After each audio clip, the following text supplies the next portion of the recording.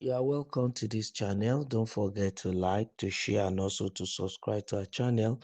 In the news today, 6 days to Fubara'S return, Ibas legacies, others raise missed expectations in Rivers. On September 18, the democratic valve of Rivers State will enjoy a reset following the expiration of the 6 months emergency rule declared by President Bola Tinubu on March 18, 2025.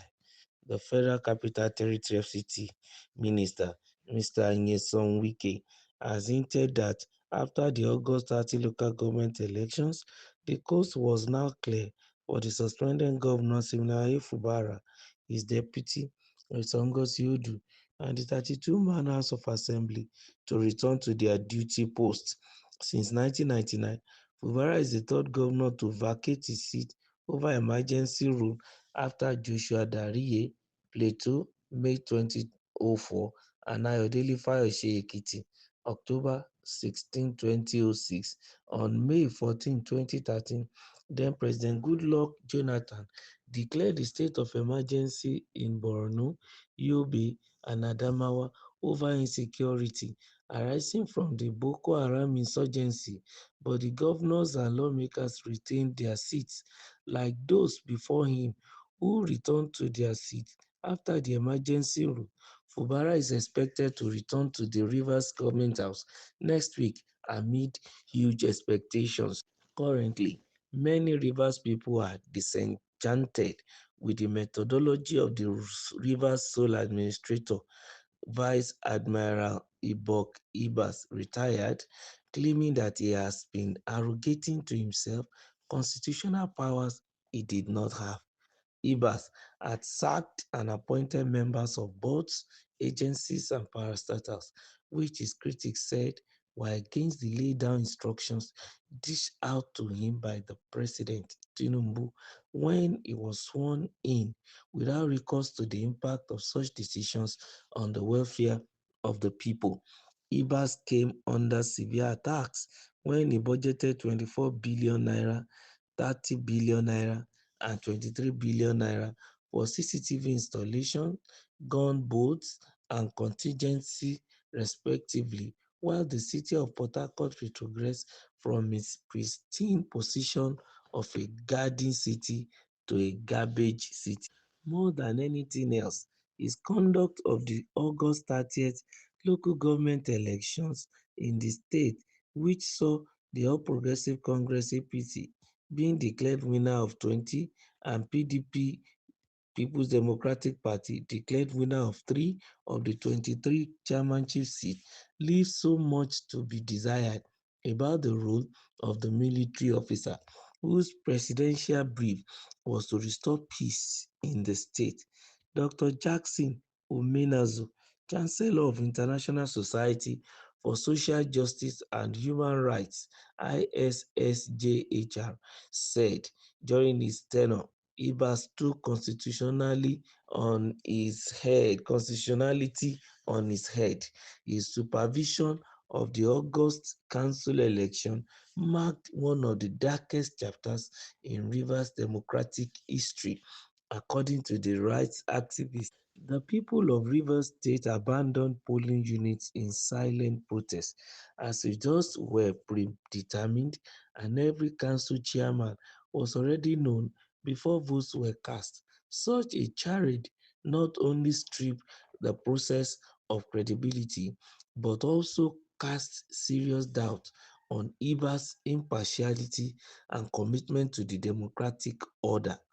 Also, a cleric and former chairman of Pentecostal Fellowship of Nigeria (PFN) and the Christian Association of Nigeria (CAN), Apostle Eugene Ogu, said there was no single project going on in Rivers State under the sole administrator. Is there any project going on in Rivers State? Everything is stalled because there is no government. The government has been on suspension. On the LG elections, he asked rhetorically, where has a military person ever organized an election in a democracy? Whatever they did in Rivers State, the cost must reverse it someday. It does not matter how long it takes, the courts must find a way to expunge the mess from the history of the state.